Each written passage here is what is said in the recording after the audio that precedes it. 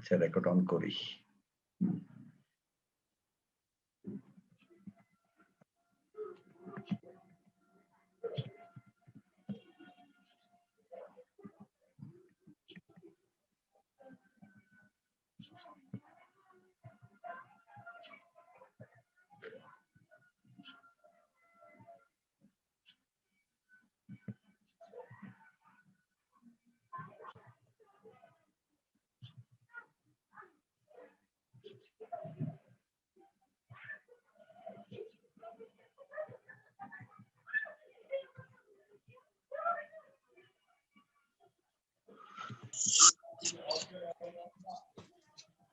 কত নম্বর class? 3 number. তিন number. আমরা HTML দিয়েই সেভ করব। ওকে, আমরা এই টাইটেল এগুলি লিখতে যাব না এখন। আমাদের মেইন কনসেন্ট্রেশন হচ্ছে বডি। এখন বডি সিএসএস এর ব্যাপারে আমি একটু বলে নেই। আমাদের সিএসএস টা হচ্ছে client side scripting.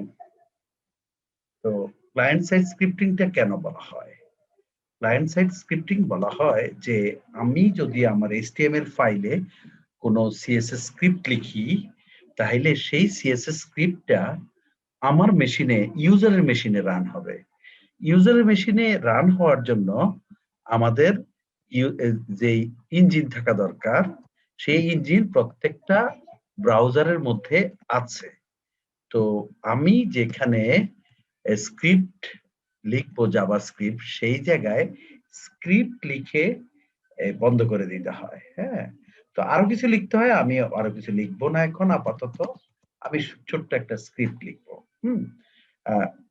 Document dot right, document dot right দিয়ে আমি যদি লিখি হ্যালো, যা দেখতে চাই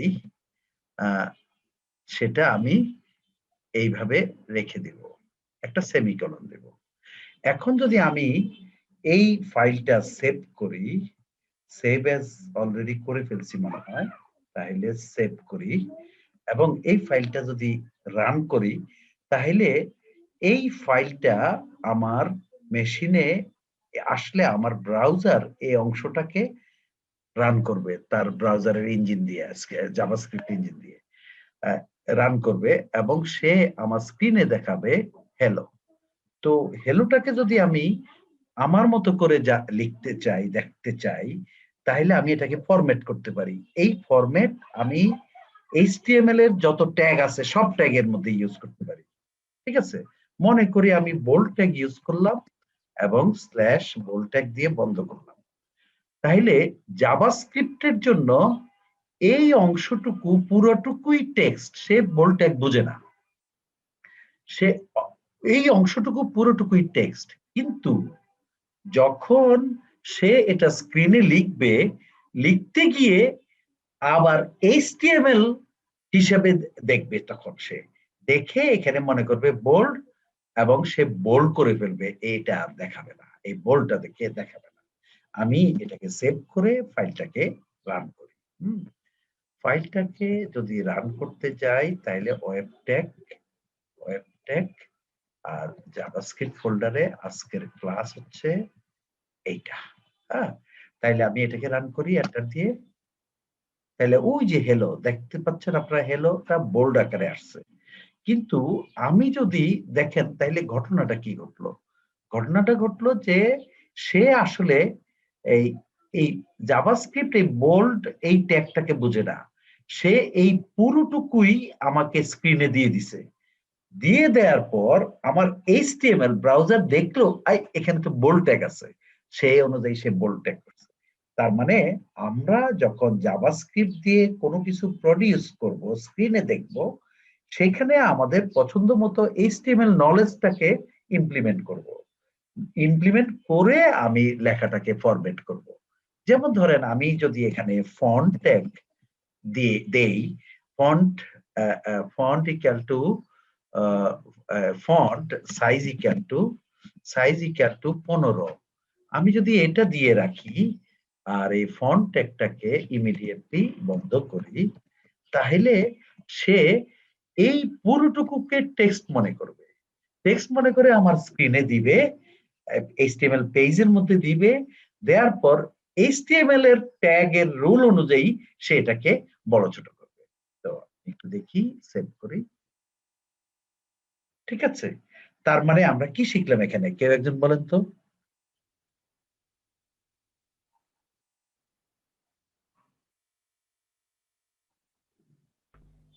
স্যার আমরা এখানে শিখলাম যে স্যার আমাদের HTML হচ্ছে আমাদের যে ট্যাগ গুলো আছে এগুলো বোঝে না, কিন্তু ব্রাউজারে যে জাভাস্ক্রিপ্ট ইয়া আছে ওইটা, সরি, জাভাস্ক্রিপ্ট যেটা আছে এটা বোঝে না, কিন্তু ব্রাউজার ও ঠিকই বুঝে নিয়ে আমাদের যে কমান্ড গুলো আছে ওইগুলো থেকে ও এগুলা ফন্ট গুলো ছোট বড় কিংবা বোল্ড ইটালিক এগুলো যে করে ট্যাগ দেবে। অনুযায়ী দিবে আর কি। হ্যাঁ, ঠিক আছে, তাইলে আমরা আমার মনে হয় কনসেপ্টটা ধরতে পারছেন। তাইলে আমরা এই যে স্ক্রিপ্টটা, জি, এই স্ক্রিপ্টটা যে রান হইলো, এই রানটা কে করলো?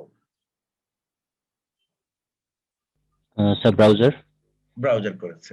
আচ্ছা, এই ফাইলটা যদি আমার কোনো অনলাইন সার্ভারে থাকে, বা আমার লোকাল সার্ভার হোক, অনলাইন সার্ভারে থাকুক, ওই সার্ভার কি স্ক্রিপ্টটা বুঝে?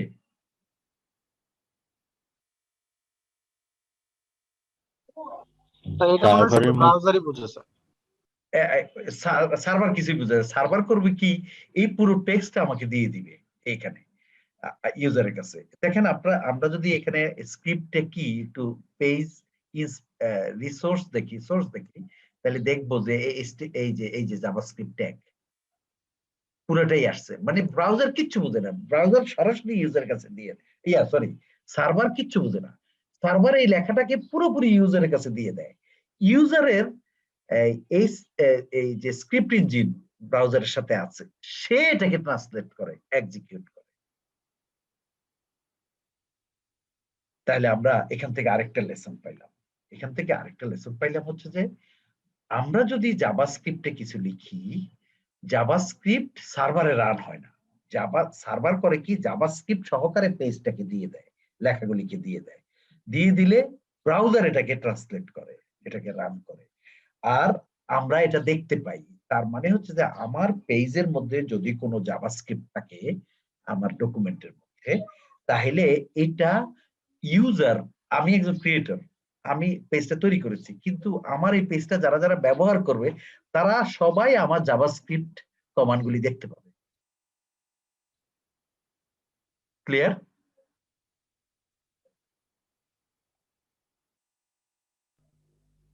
স্যার জি স্যার, HTML এর ক্লিয়ার। যে স্ক্রিপ্টে লেখাতে এটা জাভাস্ক্রিপ্ট হয়ে গেছে, তাই না স্যার? আর তো হ্যাঁ, কিছু করা লাগে না। না, আর কিছু করা লাগলো না। কিন্তু আমার এই পেজটা যারা যারা ব্রাউজ করবে তারা এই হেলো লেখাটা দেখতে পাবে, কিন্তু তারা যদি এখানে রাইট বাটন ক্লিক করে সোর্স দেখে, তাইলে পুরো স্ক্রিপ্টটাই দেখতে পাবে, জাভাস্ক্রিপ্ট দেখতে পাবে। জি স্যার। তার মানে হচ্ছে যে আমরা যদি জাভাস্ক্রিপ্টের মধ্যে কোনো বিজনেস রুল, গোপনীয় ক্যালকুলেশন, এগুলি যদি জাভাস্ক্রিপ্টে করি, তাহলে ইউজাররা এই গোপনীয় ক্যালকুলেশনের রুলগুলি দেখতে পায়। ঠিক আছে?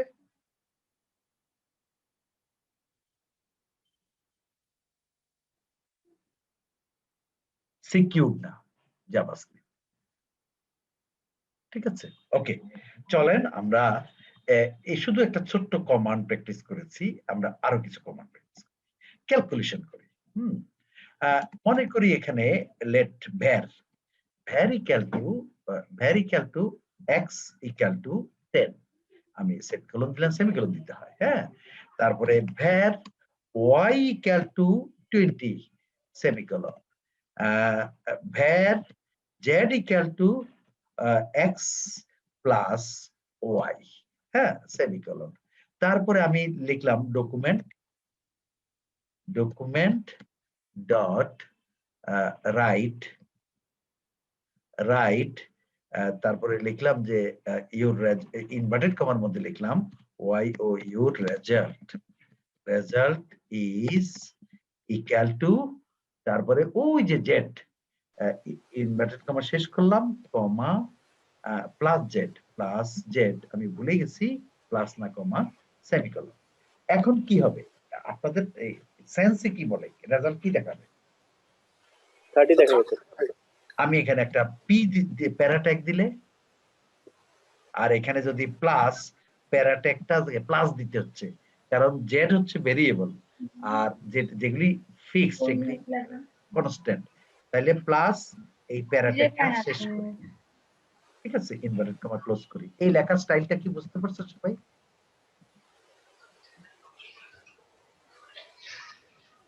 কি করছি এখানে এতটুকু কি স্ট্রিং এই জন্য ইনভার্টেড কমার মধ্যে রাখছি এটা কি ভেরিয়েবল এটা তো ভেরিয়েবল স্যার ভ্যালুটা আসবে আর প্লাস এটা কি স্ট্রিং তাহলে আলটিমেটলি এখানে এখানে কি দেখাবে এটা না সার্ভার এখানে কি পাঠাবে ফ্লাকচুয়েট করতে এটার কারণে হয় বলে যে এটার কারণে তাহলে আর ফ্লাকচুয়েট করবে না সেই ক্ষেত্রে আমরা আর সার্ভার এখানে কি পাঠাবে বলেন তো স্যার 30 পাঠাবে এখানে না সার্ভার এই পুরো লাইন সবগুলি পাঠাবে হ্যাঁ হ্যাঁ হ্যাঁ পুরোটা পাঠাবে সার্ভার তো কিছু ট্রান্সলেট করে না আমার যে ইঞ্জিন জাভাস্ক্রিপ্ট ইঞ্জিন আমার ব্রাউজারের সাথে আছে সে করবে কি এটাকে ক্যালকুলেট করে সে দেখাবে ইউর রেজাল্ট ইজ 30 এবং প্যারাট্যাগ বন্ধ করবে দেখেন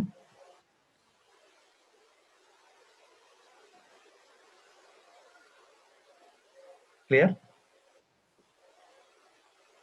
স্যার এখানে একটু সোর্সটা দেখেছি সোর্সটা দেখাচ্ছি এই যে ও এখানে আচ্ছা এখানে সোর্সটা যদি দেখাই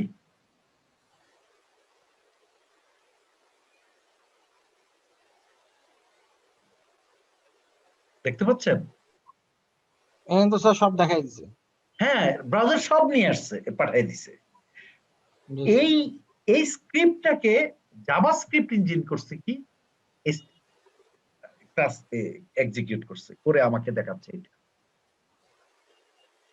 এখন কি একটু ক্লিয়ার হচ্ছে জি স্যার এই যে বললাম যে বিজনেস গোপনীয়তা নষ্ট হয়ে যায় ক্যালকুলেশন গোপনীয়তা দেখেন সোর্সের মধ্যে সব গোপনীয়তা নষ্ট হয়ে গেছে সব দেখা যাচ্ছে যে কোনো ব্যক্তি আমার পেজটা যখন ব্রাউজ করবে সে দেখতে পাবে কিভাবে ক্যালকুলেশনটা হয় তাহলে এই গোপনীয়তার ক্ষেত্রে তো স্যার জাভা তাহলে কখনোই মানে কোনো রিকমেন্ডেড কোনো মানে ইয়া হইতে পারে না এক্ষেত্রে মানে খুব ভালো সিকিউরিটি তাহলে আমরা কোন জায়গা থেকে পাইতে পারি অন্য অন্য অন্য অন্য ল্যাঙ্গুয়েজ থেকে এমনকি এখন যে নোট জেএস আছে ইয়া আছে সেগুলির মধ্যে পাই হ্যাঁ স্যার ওয়েব অ্যাপ্লিকেশন তো ম্যাক্সিমাম জাভাস্ক্রিপ্ট দিয়ে হয় আমি যতটুকু জানি তাহলে ওয়েব জাভাস্ক্রিপ্ট পেজ হ্যাঁ জাভাস্ক্রিপ্ট দিয়ে হয় কিন্তু নোট জেএস এর মধ্যে এমন করে অবজেক্ট ওরিয়েন্টেড তো এমন করে হিডেন থাকে তখন আর দেখা যায় না হ্যাঁ রিঅ্যাক্ট বা অ্যাঙ্গুলার এও আপনি দেখা যায় না দেখা যায় না নোট.জেএস তো ভিউ ফাইল একটাই থাকে এর জন্য সোর্স কোড খুঁজে পাওয়া যায় না হ্যাঁ তো এখন যেটা বলতেছিলাম এই জাভাস্ক্রিপ্ট নরমাল জাভাস্ক্রিপ্টে গোপনীয়তাটা নাই ওকে চলেন আমরা আরো কিছু দেখি হ্যাঁ মনে করেন আমরা আমরা এখন যোগ বিয়োগ পূরণ ভাগ সবই করতে পারবো হ্যাঁ আমরা মনে করেন এই এই 30টাকে এই 30 রেজাল্টটাকে ওই হেলোর উপরে লিখতে চাই এট দ্য সেম টাইম হেলোর আগে হেলো কিন্তু লেখা হয়ে গেছে কিন্তু তার আগে লিখতে চাই তার আগেই লিখতে চাই আর এই যে এখানে যেটা করলেন স্যার মাত্র এখানে স্যার এই যে প্লাস প্লাস জেড দেওয়াতে স্যার 30 কিভাবে আনলো স্যার মানে এই কোন প্লাস কার সাথে প্লাস এটা কিভাবে বুঝবো এই প্লাস মানে কনকেটেনেশন কনকেটেনেশন মানে টেক্সটে টেক্সটে মিলানো এক করা মানে প্রথমে সে আউটপুট দিবে ইউর রেজাল্ট ইজ তারপরে সে প্লাস জেড এর ভ্যালু 10 হ্যাঁ 30 প্লাস এই কনকেটেনেশন মানে দুইটা স্ট্রিং পাশাপাশি রাখা ও আচ্ছা আচ্ছা জি স্যার বুঝতে আমি পারছি একটু বলি স্যার হ্যাঁ বলেন মানে সরি স্যার মানে এই জায়গায় যদি শুধু জেড দিয়ে দিত ভেরিয়েবলটা তো একটা টেক্সট হিসেবে জেড আসতো তো এই ভেরিয়েবলটাকে টেক্সট বানানোর জন্য এটাকে এই সিনট্যাক্সটা আলাদা করা হচ্ছে হ্যাঁ ডাবল কোটেশনের ভিতরে প্লাস দুইটা প্লাস চিহ্নের পরে হচ্ছে আমাকে জেডটাকে যদি আমি ভিতরে দেই তাহলে কি হবে এই জেড এর কোন কি হবে দেখেন ভিতরে যদি দিই জেড সিম্পলি জেড হবে দেখছেন জি স্যার ক্লিয়ার স্যার কিন্তু জেডটাকে বাইরে রাখার কারণে সে ভেরিয়েবল হিসাবে ভ্যালুটা পাঠাইছে। ঠিক আছে, ওকে। তো চলেন আমরা আরেকটা এক্সাম্পল দেখি। আরেকটা এক্সাম্পল হচ্ছে যে মনে করেন আমাদের এই লেখাটা হয়ে গেছে পেজের মধ্যে, ঠিক না, হ্যালো, কিন্তু এই লেখাটা এখন যখন ডকুমেন্ট ডট রাইট লিখবো তখন কিন্তু এই লেখাটা নিচেই আসবে, হেলোর পরে আসবে, উপরে নেওয়ার কোনো বুদ্ধি নেই, কোনো উপায় নেই। হেলোর আগে লিখতে আমি হেলো লিখে ফেলছি, এখন উপরে আমি এই 30টা বসাইতে চাই। এরকম মাঝে মাঝে হয় যে দেখবেন পেজের মধ্যে একটা কিছু সিলেক্ট করলে উপরে চেঞ্জ হয়ে যায়। মনে করেন আপনি পরীক্ষা দিলেন উপরে আনসারটা চেঞ্জ হয়ে গেল, রেজাল্ট স্কোরটা চেঞ্জ হয়ে যাচ্ছে, আপনি কয়টা আনসার করছেন বা কত মার্কস পাইছেন, বা আপনি সিলেক্ট করতেছেন নিচে কাজ করতেছেন কিন্তু চেঞ্জ হচ্ছে উপরে যায় কেমনে? তো চলেন আমরা উপরে নিয়ে যাব। উপরে করব কি, আমি একটা ডিপ একটা ট্যাগ দেখাই নেই মনে হয় আপনাদেরকে, একটা ডিপ ট্যাগ সিলেক্ট করে রাখলাম, এই ট্যাগটা ডিপ, হ্যাঁ, ডিপ ট্যাগটা তৈরি করে রাখলাম এবং এই ডিপ ট্যাগের একটা নাম দিলাম আইডি ইকুয়াল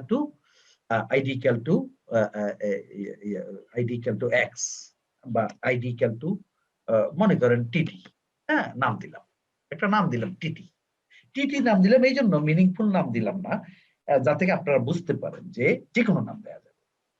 আচ্ছা, তো এখন আমি যদি এখানে এই কথাটাকে যদি এইভাবে না লিখে এটাকে এই জায়গায় এটা যা আছে সেটা কপি করে রাখলাম, কন্ট্রোল ভি, এই জায়গায় লিখবো ওই হেলোর মধ্যে গিয়ে টিটির মধ্যে গিয়ে লেখো, এটা লিখবো না।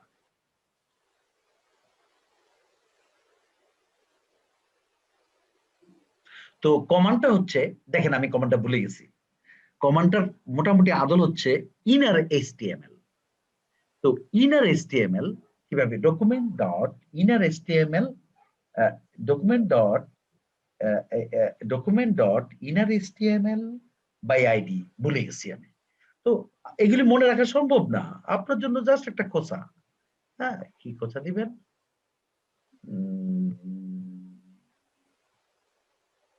কিরকম, মনে করেন আপনি, আমার সবই ইম্পর্টেন্ট জিনিস,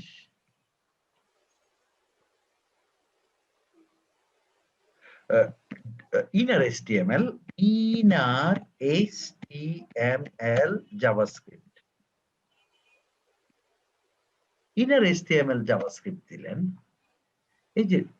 এই যে একটা এক্সাম্পল আছে, তো আমরা এক্সাম্পল দেখি, এই জায়গায় দেখি লেখার স্টাইলটা বোঝার জন্য এই যে document dot get element by ID inner HTML, এটাকে আমি কপি করে নিয়ে আমি এই জায়গায় বসিয়ে দিই।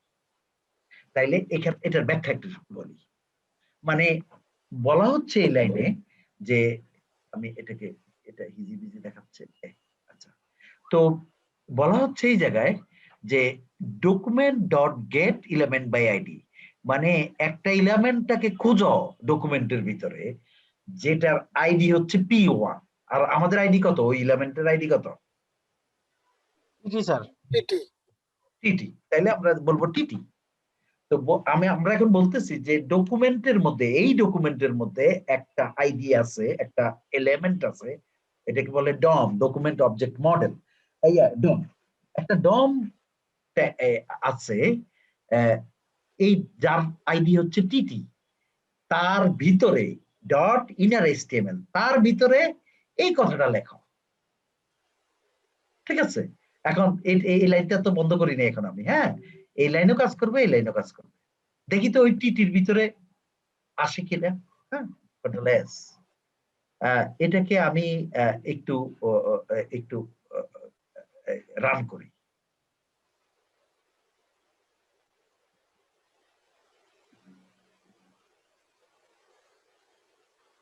কিছুই আসে নাই, ও মাই গড, কিছু আসে নাই কেন? তো আমার কি ভুল হইল?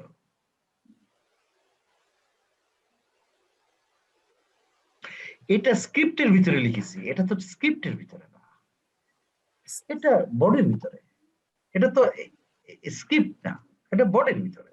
তো প্রথমে বডির ভিতরে লিখে দিই। হ্যাঁ, এখন আসি, দেখছেন? কিন্তু ওই 10 আসে না এখানে। সমান হবে, inner dot inner HTML equal. ও ইকুয়াল টু, ইকুয়াল টু, হ্যাঁ। তারপরে ব্র্যাকেট হবে, inner HTML equal to bracket হবে না। আপনারা দেখেন আমি ব্র্যাকেটটা নাই এখানে, হ্যাঁ, ইনভার্টেড কমা, তাইলে ব্র্যাকেট হবে না, তাইলে ব্র্যাকেটটাও বাদ দিলাম, এই লাস্টের ব্র্যাকেটটাও বাদ দিলাম। হ্যাঁ, এখন আসুন কন্ট্রোল এস,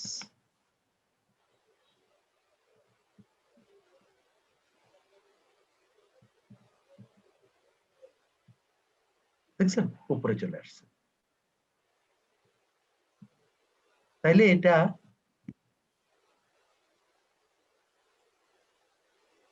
কারো কোনো বুঝতে সমস্যা আছে কিনা বলেন?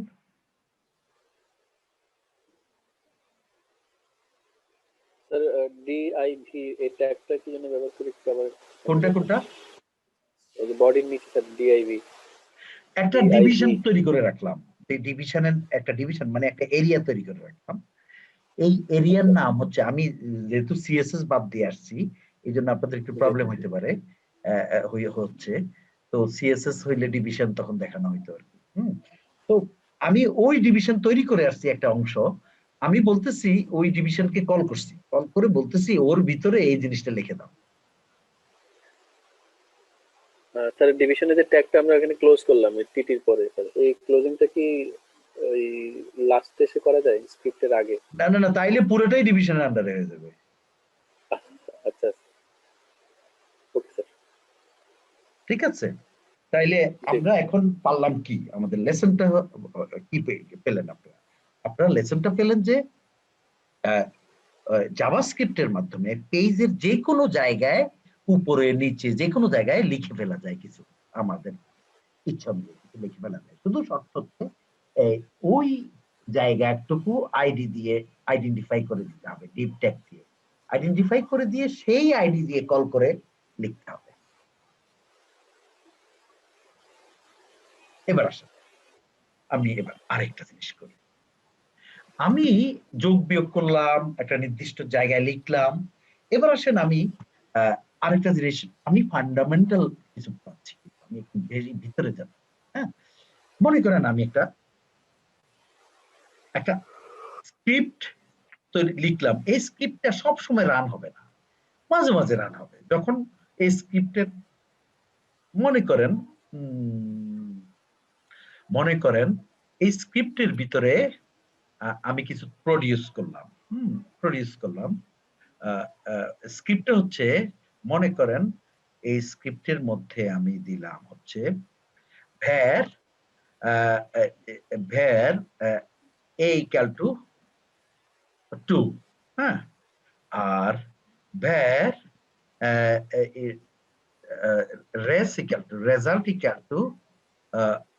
result equal to a power 2 a square। হ্যাঁ, আচ্ছা, এখন আমি বলবো যে এই অংশটুকু আমি ক্যালকুলেট করাবো না করায় মাঝে মাঝে ক্যালকুলেট করাবো যখন আমার অন ডিমান্ড। তো অন ডিমান্ড ক্যালকুলেট করাবো তখন আমি করবো কি, এখানে একটা ফাংশন লিখে রাখবো, ফাংশন দিয়ে এই ফাংশনের একটা নাম রাখবো, মনে করি মাই ফান নাম দিলাম। হ্যাঁ, এটাকে একটা সেকেন্ড ফার্স্ট ব্র্যাকেট দিয়ে, এটা রুল দিতে হবে, নাম দিতে হবে, নামের সামনে এরকম ব্র্যাকেট দিতে হবে। আর এখানে সেকেন্ড ব্র্যাকেট দিয়ে আটকাই দিলাম, এই জায়গায় লাস্টে সেকেন্ড ব্র্যাকেট দিলাম। তাহলে হবে কি এই দুইটা লাইন কখনোই রান হবে না। এই দুইটা লাইনের একসাথে কম্বাইন নাম হচ্ছে মাইফান, এই মাইফান কখনোই রান হবে না। যদি কোথায়ও জাভাস্ক্রিপ্টের ভিতরে থেকে কখনো এই মাইফান বলে ডাক দেই তখনই রান হবে। দেখেন আমি একটু কল করি, কল করি মাই ফান, মাই ফান এইভাবে কল করতে হবে। তো কল করলাম, এখন আমি সেভ করে রান করি, কোনো ইফেক্টই দেখতে পাবো না। কারণ কি, কল করছি, সে কল করছে, পরে রেজাল্ট ইকুয়াল টু 4 বানাইছে, কিন্তু সেই রেসের ভ্যালুটাকে তো আমরা ইউজ করিনি। চলেন আমরা ইউজ করি।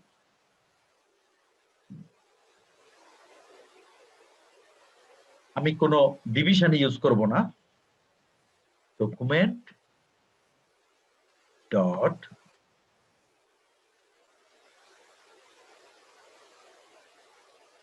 রাইট একটু ইউজ করি। হ্যাঁ,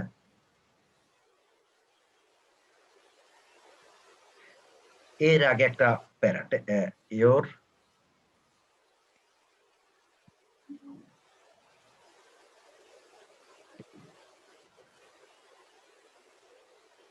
দিলাম, এখানে একটা প্যারাট্যাগ দিয়ে দিলাম, আর এখানে একটা যোগ দিয়ে দিলাম, আর এখানে একটা গ্যাপ দিলাম।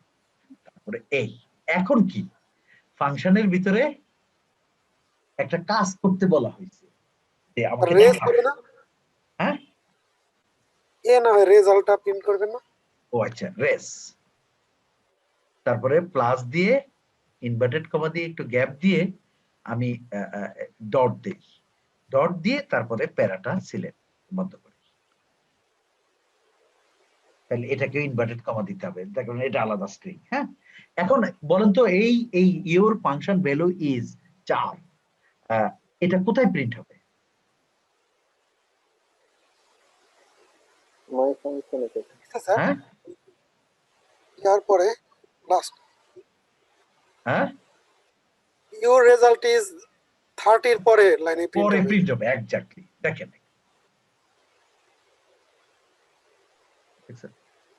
কিন্তু এই রেজাল্টটা আসে নাই, কারণ আমি মনে হয় এই জায়গাটা ভুল করছি। এটা এটা এটা মনে হয় স্টার,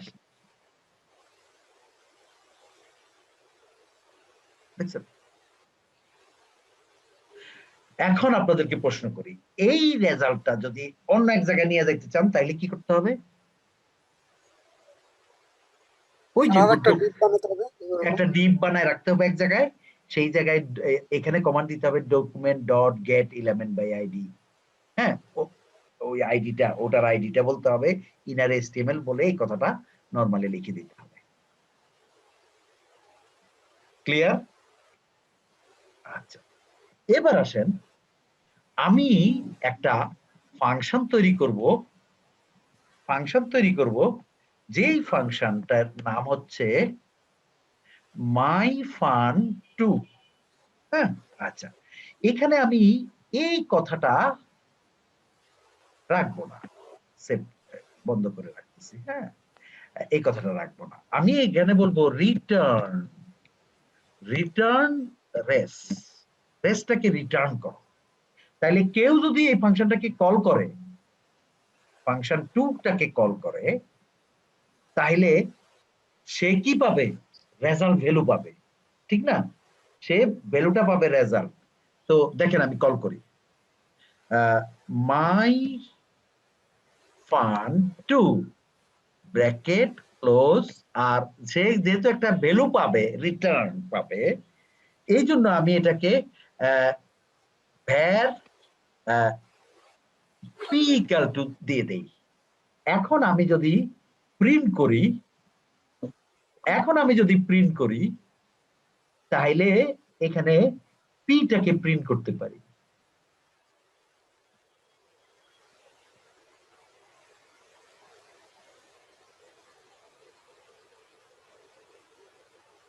আমি একটু আপনারা মনে দেখতে পাচ্ছেন না? You got from function এত। তো এখন দেখেন, আমি ফাংশনটাকে কল করলাম, যেহেতু ফাংশনটা এখন একটা কিছু রিটার্ন করতেছে, এই জন্য তাকে একটা ভেরিয়েবলের মধ্যে অ্যাসাইন করলাম পি। এবার পিটাকে প্রিন্ট করলাম। এখন দেখেন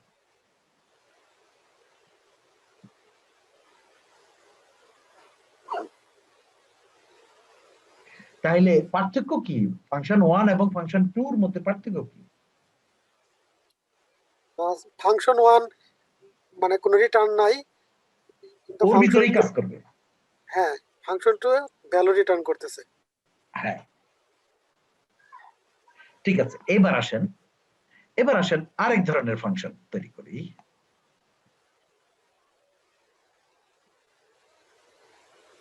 এটার নাম দিই ফাংশন 3। এখানে আমি একটা xx ভ্যালু ভেরিয়েবল লিখি, ঠিক আছে? তাইলে এই জায়গায় বলবো যে xx মানে, আর এই জায়গায় বলবো xx। হ্যাঁ, এখন এই ফাংশনটা কল করতে গেলে আমাকে xx এর ভ্যালু দিয়ে কল করতে হবে। চলেন আমরা একটা xx, এটাকে ফাংশন 3 কল করি। ইউ গট ফাংশন 3, হ্যাঁ, ইকুয়াল টু, এখন কল করি। হ্যাঁ, এখন কল করি। এখন আমি এই ফাংশনটা কল করতে গেলে, যেহেতু ফাংশন 3 এর মধ্যে এই যে ব্র্যাকেটের ভিতরে তখন খালি ছিল, এখন খালি না, এখন xx আছে, একটা ভ্যালু পাঠাইতে হবে। মনে করেন আমি 45 পাঠাইলাম। এখন কি হবে ঘটনাটা? যখনই এই ফাংশনটা কল হবে তখন 45 দিয়ে কল হবে। 45 এই ফাংশনের এখানে যাবে, এখানে গিয়ে এই 45 কার ভ্যালু হবে? এর ভ্যালু না, xx এর ভ্যালু হবে। হ্যাঁ xx এর ভ্যালু হবে, xx এর ভ্যালুটা a তে যাবে, আর এখানে a দিয়ে গুণ করা হবে, a কে পাওয়ার করা হবে, আর রেজাল্ট হবে। তখন সেই রেজাল্টটা p এর মধ্যে জমা হবে, আর সেই p-টা প্রিন্ট।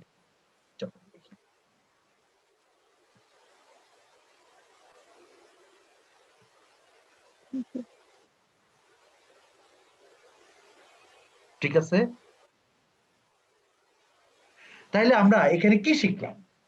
এখানে আমরা শিখলাম ফাংশন এখন পর্যন্ত 3। প্রথম ফাংশনে আমরা শিখলাম সে কোনো কিছু রিটার্ন করতেছে না।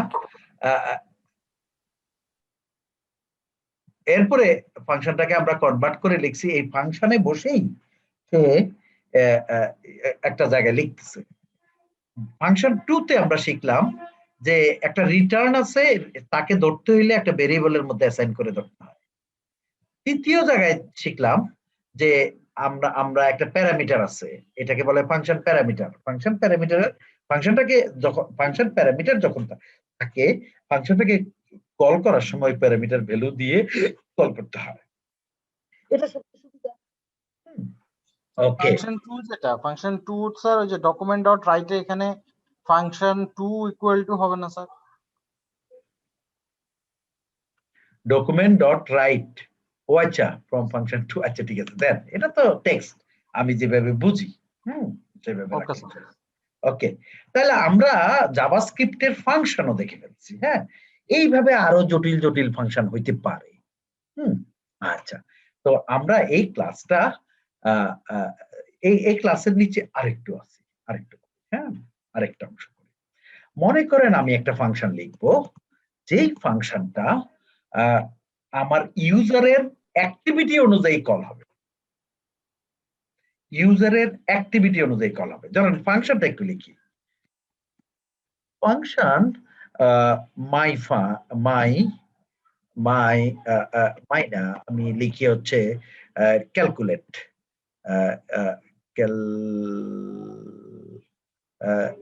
ক্যালক প্রাইস ক্যালকুলেট করো। ক্যালক প্রাইস দিয়ে আমি ফাংশনের নাম লিখলাম, এর ভিতরে প্যারামিটার দিলাম না। তো আমরা যদি এখন এই ইন্টারনেটের লাইন কাটা পড়ছে, হ্যাঁ, ওই যে সিটি সেন্টার এখানে, এটা বিকেলের আগে আসবে না। So wait for until that. Function price ক্যালকুলেশনের জন্য একটা ফাংশন লিখতে যাচ্ছি।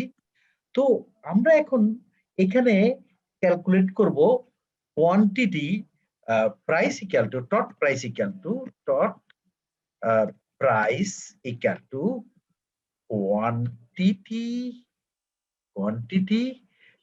কোয়ান্টিটি পুরোটা লিখবো না, কোয়ান্ট ইনটু বলি quantity into price, unit price, u price. তো গুণ করব, তো বোঝা যাচ্ছে যে এই ফাংশনে রিটার্ন ডট প্রাইস ফাংশনটা কি লেখা কমপ্লিট হয়েছে?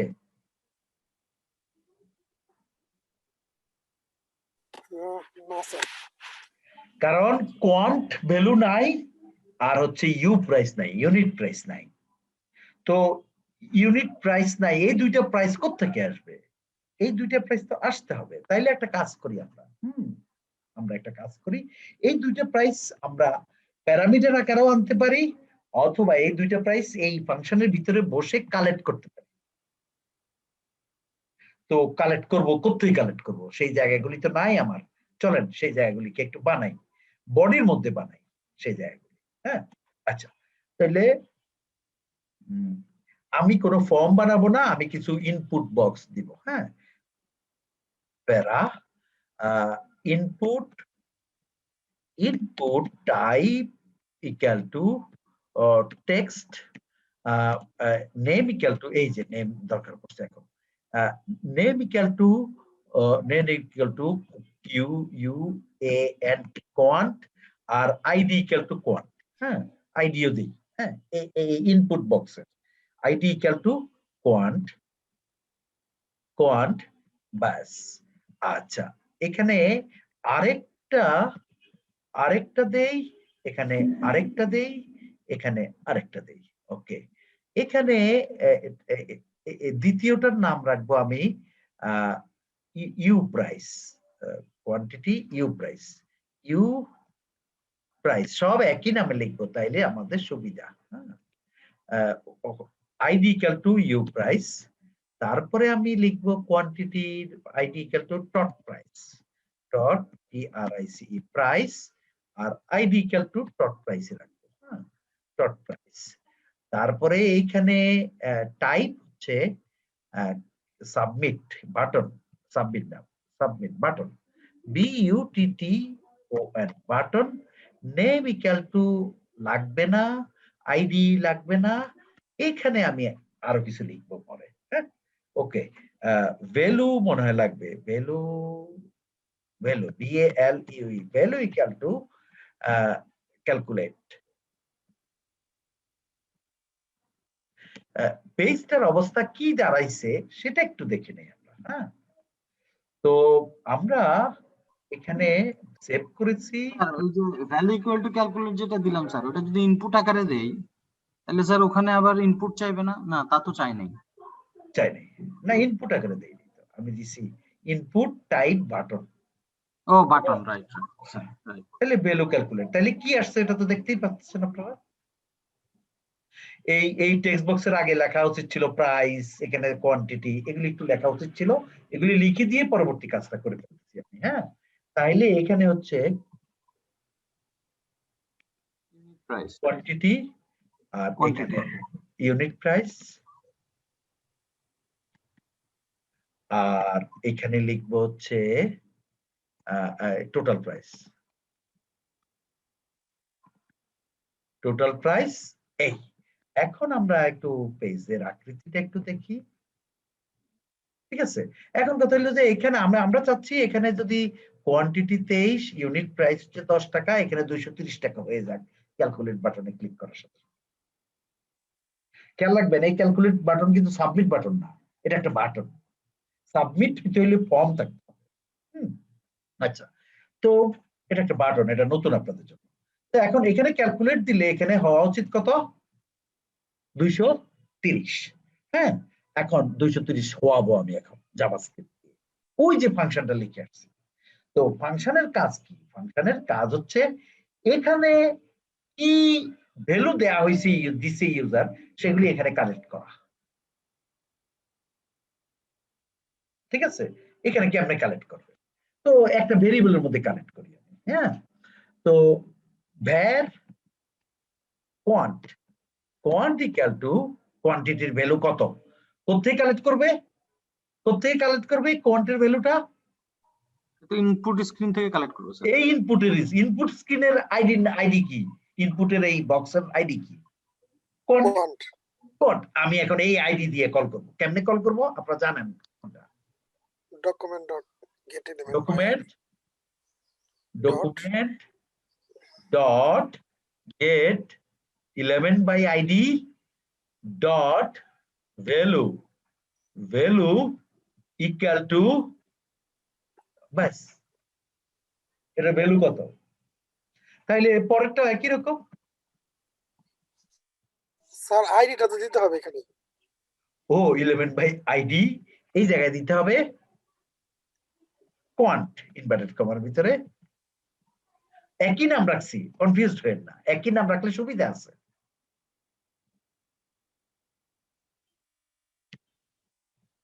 এই নামের সাথে এই নামের কোনো সম্পর্ক থাকবে না, নাই। হ্যাঁ, ওকে। তাইলে ভ্যালুগুলি নিয়ে নিবে, ভ্যালুগুলি নিয়ে তারপরে সে কি করবে, এই যে এই জায়গায় কি ইউ প্রাইস। ইউজার যেটা কোয়ান্টিটি হিসেবে দিবে সে কোয়ান্ট ভেরিয়েবলের মধ্যে নিবে, ইউজার যেটা প্রাইস হিসেবে দিবে ইউনিট প্রাইস সেটা ইউ প্রাইসের মধ্যে রাখবে, তারপরে গুণ করবে, তারপরে রিটার্ন করবে।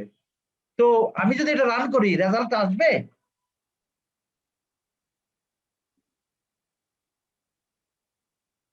আসবে না, কারণ এই ফাংশনটা কিন্তু কল করতে হবে। ফাংশনকে কল না করলে তো ফাংশন কাজ করে না, আমরা একটু আগে জানছি।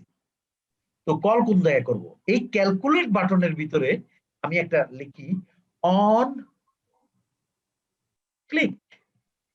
অন ক্লিক আছে না, অন, এই যে অন ক্লিক, এটাকে বলে event. On click equal to কাকে কল করব? ওই ফাংশনটাকে কল করব। ওই ফাংশনের নাম কি? Calc price. তারপরে এটাকে ব্র্যাকেট, কোনো প্যারামিটার নাই। এখন এখানে এটা যেহেতু জাভাস্ক্রিপ্টের কমান্ড, এটা যেহেতু জাভাস্ক্রিপ্টের কমান্ড, ভিতরে একটা এই সেমিকোলন দিয়ে।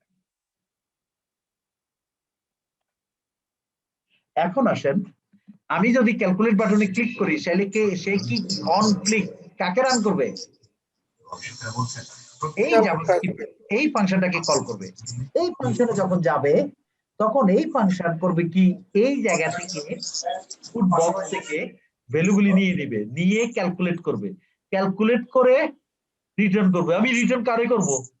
কারে রিটার্ন করব? তার চেয়ে বরং রিটার্ন না করে আমরা একটা কাজ করি, রিটার্ন না করে আমরা এই ভ্যালুটা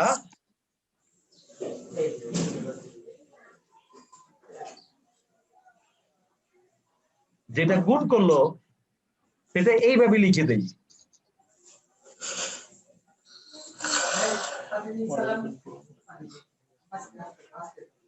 বুঝতেন কিনা এই লাইনটা বলেন তো?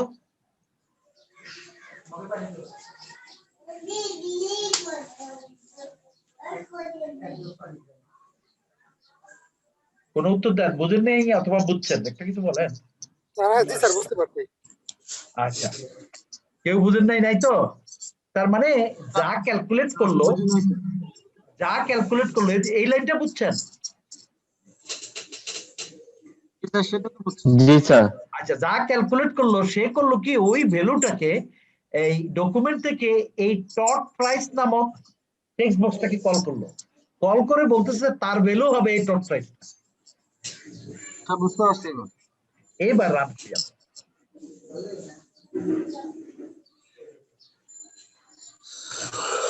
দেখেন এখানে 30 দেই, এখানে 19 দেই, আর এখানে ক্যালকুলেট দেই।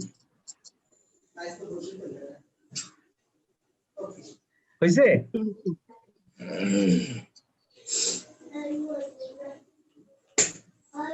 টোটাল প্রাইসের ঘরে গিয়ে তো আমি স্যার কিছু লিখতেও পারবো মনে হয়। টোটাল প্রাইসের ঘরে লিখতে পারবেন, কিন্তু আমি সেটা বন্ধ করি নাই। সেটা যদি বন্ধ করতে চান, টোটাল প্রাইসটাকে একদম এটাকে ডিসেবল ট্যাগটা দিয়ে দিতে হবে। হ্যাঁ, কমা দিয়ে। তো এই ডিসেবল প্রপার্টিটা দিয়ে দিলে আর সেটা এই যে ডিসেবলড হয়ে গেছে। এখন দেখেন আমি ডিসেবলড হইলে আবার ক্যালকুলেশন করে কিনা দেখি তো, করে না। ডিসেবল তো দেয়া যায় না। স্যার নো ইনপুট টাইপ কিছু একটা দিতে হবে স্যার, ডিসেবল না হয়। নো ইনপুট, আচ্ছা ঠিক আছে।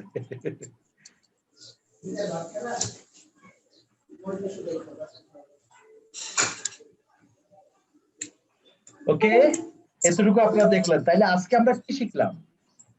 আমরা আজকে শিখলাম যে জাভাস্ক্রিপ্টের নির্দিষ্ট জায়গায় লেখা, ডকুমেন্টের পরপর লেখা, তারপরে হচ্ছে ক্যালকুলেট করা। এখন আসেন, এখানে আমি একটা বাটন রাখবো অতিরিক্ত, এটা পরে রাখবো। এখানে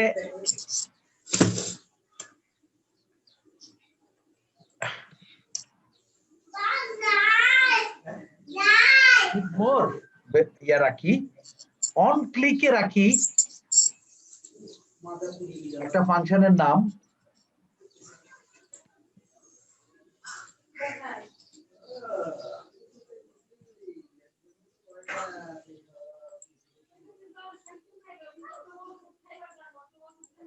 ক্রিয়েট নিউ বক্স।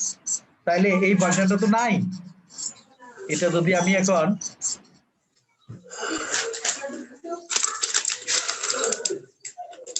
রান করি তাহলে নিড মোর ক্লিক করলে ক্রিয়েট নিউ বক্স নাই, তো সেটা তো ফাংশনই নেই, আমি কিভাবে ইয়ে করব? তো চলেন ফাংশনটা লিখি।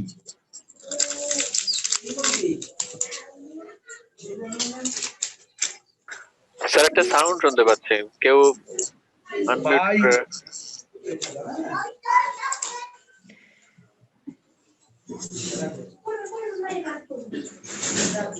হাসিব ভাই আপনার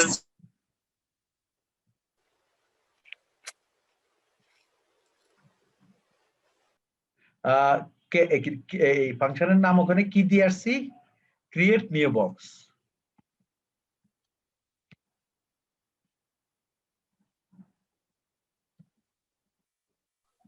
স্যার আন্ডারস্কোর হবে, ক্রিয়েট আন্ডারস্কোর।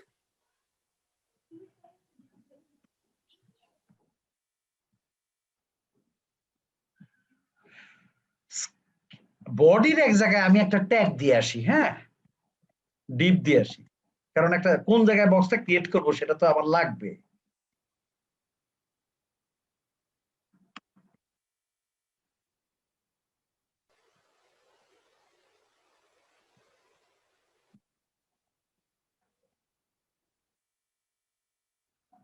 এখন আমি এই জায়গায় লিখবো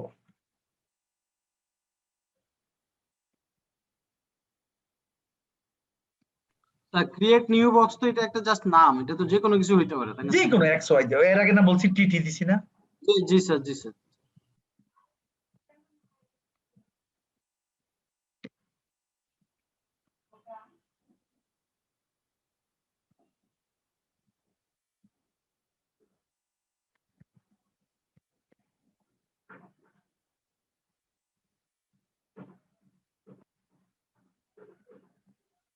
একটু নিচে লিখি, একই লাইন তো।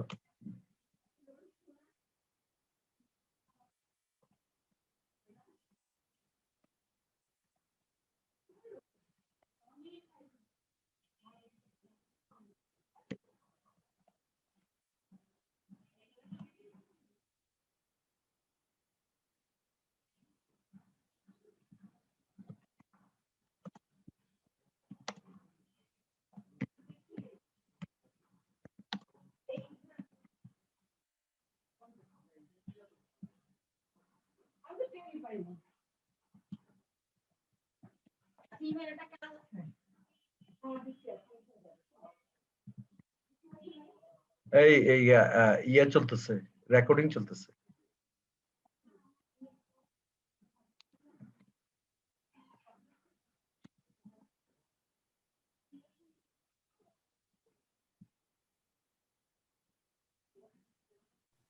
ইনপুট টাইপ আমরা টেক্সট না করে স্যার নাম্বার করে দেই, মোবাইল নাম্বার তো স্যার। না, নাম্বার করলে আবার আরেকটা হয়, নাম্বার করলে আরেকটা হয়, দেখেন। যাই হোক, কনসেপ্টটা বুঝতে পারলে চলবে, আমি যাই দিছি না কেন। এখন আসেন, আমি যদি নিড মোর ক্লিক করি, নিড মোর না দিয়ে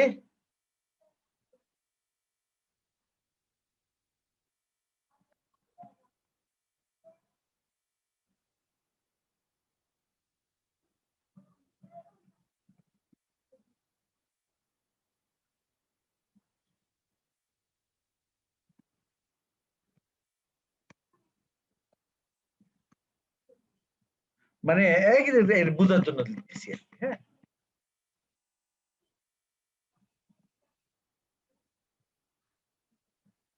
ওকে, মোবাইল নাম্বার প্রশ্ন করলাম, সে যদি ক্লিক করে তাহলে মোবাইল নাম্বারের জন্য জায়গা চাইবে। এখন দেখেন আমি যদি এখানে ক্লিক করি তাইলে এখানে জায়গা, এখানে আসা উচিত ছিল মোবাইল নাম্বারের জন্য বক্স, কিন্তু আসে নাই, কোন একটা ভুল হয়েছে। ডট ইনার HTML এলিমেন্ট হবে স্যার, ওইটার পরে নিউ বক্সের পর। হ্যাঁ, এখানে এখানে না স্যার, এখানে না, ওই যে document dot get element by ID, তারপরে একটা ডট দিয়ে ওই যে ব্র্যাকেটের পরে।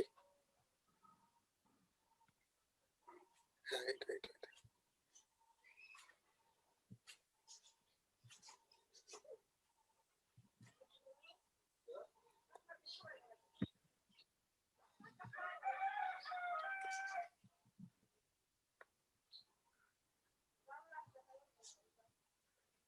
এই যে নাম্বার দেওয়াতে এই নাম্বার আসছে, বুঝছেন? স্যার নাম্বার ফিল্ডকে কি বলবো স্যার? বুঝছি স্যার। আচ্ছা, তাহলে কনসেপ্টটা তো বুঝছেন। জি স্যার। তার মানে আমরা জাভাস্ক্রিপ্ট দিয়ে আমাদের পেজটাকে ডাইনামিক করলাম ইউজারের রেসপন্স অনুযায়ী। ওকে, দ্যাটস অল ফর টুডে। আমি সরি, আজকেও আমি পারলাম না, আমি এক জায়গায় এঙ্গেজ আছি, সেই জায়গায় শেষ করতে পারিনি আগে আগে। আগামীকালকে পারবো ইনশাল্লাহ। Okay sir. তো আজকের মতো শেষ করলাম। স্যার নাম প্রেজেন্ট করছেন স্যার?